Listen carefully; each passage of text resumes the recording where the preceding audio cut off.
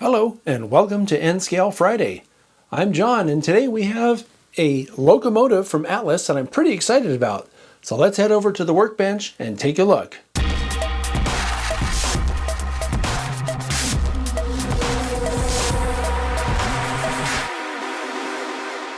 So here's what we're looking at today. And I'm a little excited about this one. I'll tell you why later. This is an N-Scale Alco S-2 locomotive from Atlas, and it comes in several different paint schemes with several different road numbers in each paint scheme. This happens to be the Canadian National with the noodle logo. They also offer it undecorated. So if you have a special paint scheme that you like that's not offered as a stock paint job, you could certainly do that by getting the undecorated and doing a custom paint job yourself. So this comes as DCC ready for $129.95, or you can get it with DCC already installed for $239.95. As usual, I'm going to recommend that you go to the website and find out if they have the one you're looking for. Like most Atlas locomotives, this one comes with a warranty card, a quick start guide for the DCC decoder. This one happens to have an ESU Loksound Select Direct Micro with sound installed, and an exploded view parts drawing.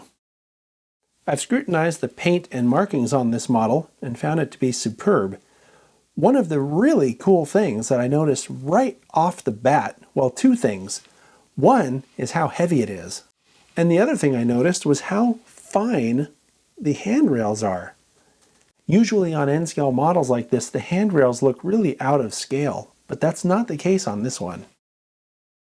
The model is not marked with your traditional F down here or down here where it would be to mark where the front is. So let's call this the front.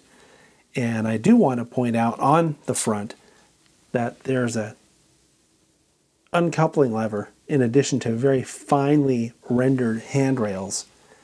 And it's hard to tell because it's so small, but there's also an air hose on this model.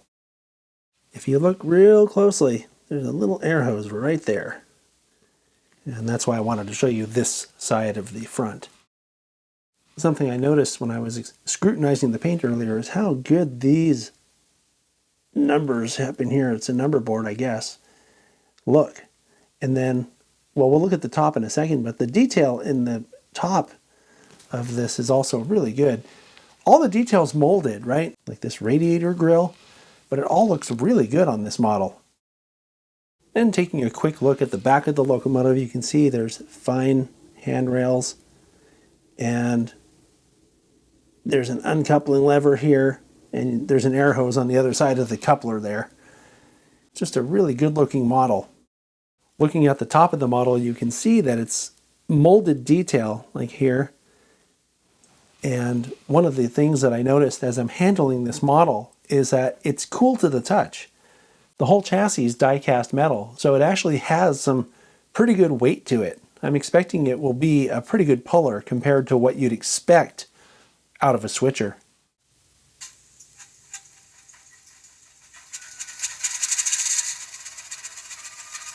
Well, you know it's always my favorite part to run the model, so let's give it a spin and see how it does.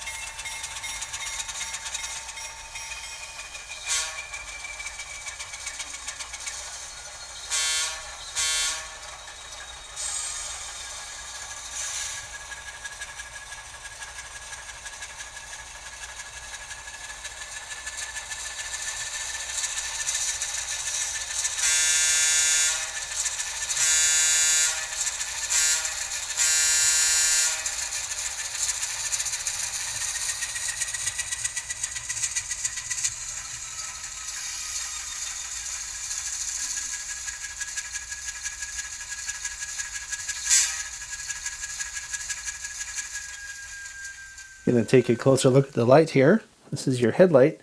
It's operated with F0 and it is directional. So in forward, you turn the light on and that's what we have. And here's your rear headlight. So in case you couldn't tell from the comments I've been making while we're taking a look at this model, I'm really impressed by it. I think it's really cool that Atlas has been able to add DCC and sound into a model this small. That's something you don't see too often. And what's even better is that it sounds pretty good too. It might not be obvious because of the limitations of microphones and cameras, but this model sounds almost as good as an HO scale switcher that I have. So good job, Atlas.